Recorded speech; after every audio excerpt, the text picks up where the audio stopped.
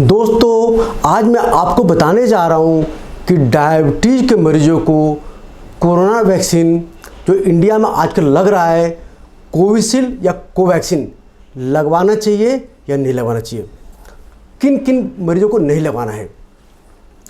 तो सबसे पहले जान लें कि गवर्नमेंट ऑफ इंडिया के जो मिनिस्ट्री ऑफ हेल्थ वेलफेयर की जो वेबसाइट है उसमें साफ साफ लिखा है सारे डायबिटीज़ मरीजों को कोरोना वैक्सीन लगवाना है, क्योंकि कोरोना वैक्सीन लगने से फ्यूचर इन्फेक्शन चांस काफ़ी कम हो जाते हैं, प्लस स्पेशली मोर्टेलिटी यानी डेथ के चांस लगभग नेग्लिजिबल हो जाता है। इसलिए कोरोना वैक्सीन हर डायबिटीज मरीज को जरूर लगना चाहिए। किसको नहीं लगना चाहिए, तो सबसे जान लीजिए कि अगर डायबिटीज़ के मरीज को पहले बताएंगे किसको लगना चाहिए किसको नहीं लगना चाहिए। अगर डायबिटीज़ मरीज को सबको लगना चाहिए। अगर इवन का ब्लड शुगर हाई है, ब्लड शुगर 300, 400, 500, 600 कितना भी है, उस समय भी उनको अपना वैक्सीनेशन लगवाना चाहिए। उनको शुगर कंट्रोल का वेट नहीं करना चाहिए, क्योंकि जो कोरोना वैक्सीन कोविशील्ड है इसके अंदर डेड वायरस का थोड़ा पोर्शन लिया गया है, जबकि कोवैक्सीन में पूरा वायरस को डेड करके दिया गया है। तो वैक्सीन लगने के बाद ये आपको इन्फेक्शन नहीं करेगा। तो कितना भी हाई शुगर हो उस समय आप वैक्सीन लेने में डिले नहीं करना है, आपको इमीडिएट वैक्सीन लेना है, सो दैट आपको प्रिवेंशन एंड बचाव जल्द से जल्द हो सके।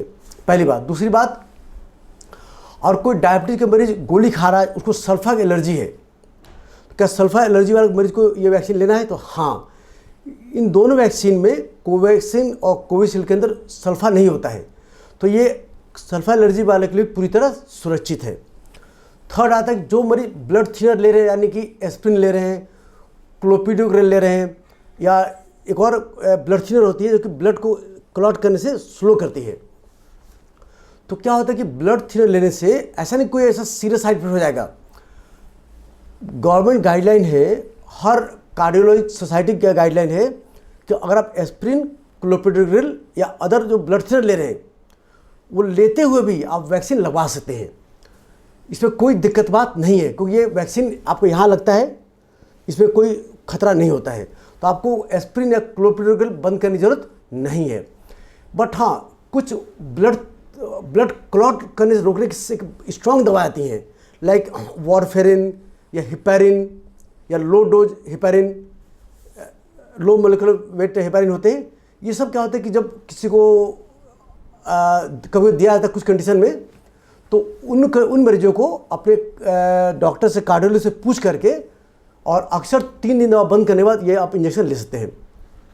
पर नॉर्मली जो usual blood thinner aspirin, clopidogrel या अदर ब्लड थिनर ले रहे हैं, उनके लिए कोई रिस्क नहीं है, कोई कॉन्ट्राइंडिकेशन नहीं है, वो दवा लेते हुए भी ले सकते हैं, इनको बंद करने की कोई ज़रूरत नहीं है।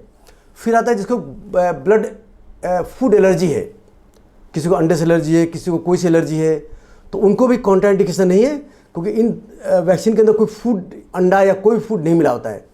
जिसको कि एयरबॉर्न एलर्जी है, या इसका एस्थमा है, ग्रास एलर्जी है, पॉलन एलर्जी है, उनको भी इससे कोई कॉन्ट्राइंडिकेशन नहीं है, क्योंकि इस वैक्सीन के अंदर कोई फूड या कोई ग्रास या कोई पॉलन नहीं पड़ा होता है, तो ये वैक्सीन सेफली ले सकते हैं। सिमिलरली किसी को, तो इस तरह देखा आपने कि डायबिटीज़ के मरीज चाहे शुगर हाई हो, चाहे एस्प्रिन ले रहे हैं, ब्लड थिनर ले रहे हैं, लाइक इकोस्प्रिन ए ले रहे हैं, रोजाविल ए ले रहे हैं, या कोई इकोस्प्रिन गोल्ड ले रहे हैं, कोई ब्लड थिनर ले रहे हैं, उनको इमीडिएट उनको वैक्सीन लगाना चाहिए। इसको कोई डिले की जरूरत नहीं, उनको कोई इसको वेट करने की जरूरत नहीं कि इसको वैक्सीन को हमें दवा बंद करके लिया जाए।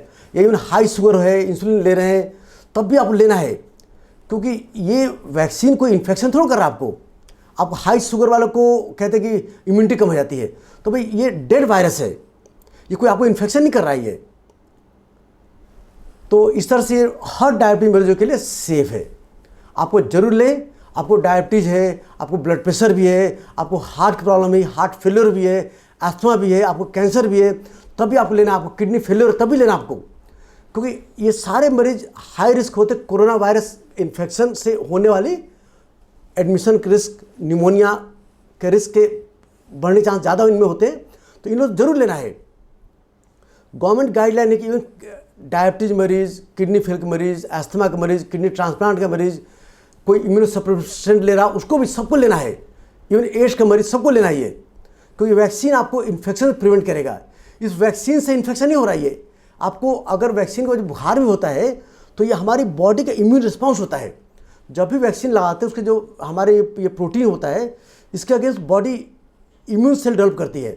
वो इम्यून सेल जब डेवलप करती है कुछ साइटोकिन रिलीज उससे बुखार होता है। तो कोरोना वैक्सीन के बाद जो बुखार होता है वो इन्फेक्शन नहीं है, वो हमारा बॉडी का रिस्पॉन्स है to kill the virus, to fight against virus. और यही जो एंटीबॉडी बनती है टू फाइट अगेंस्ट वायरस, ये फ्यूचर हमें कोरोना वायरस इन्फेक्शन से प्रिवेंट करती है।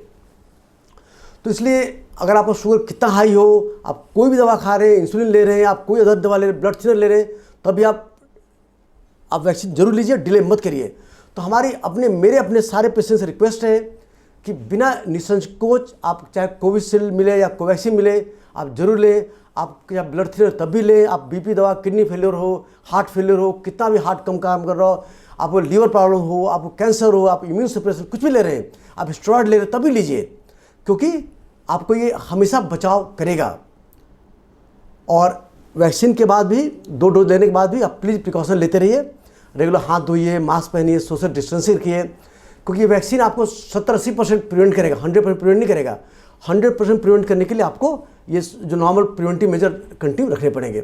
जिस तरह का आप अपने को बचाइए, अपने देश को बचाइए और कोरोना महामारी से अपने देश को चपेट आने से बचाइए। तो आई होप इस वीडियो से हमारे मरीजों को संदेश मिला होगा कि आप जरूर लीजिए। और इस वैक्सीन लेने के लिए आपको हमसे डायरेक्ट बात करने की जरूरत नहीं है, सबको लेना है, पूछने की जरूरत नहीं आपको।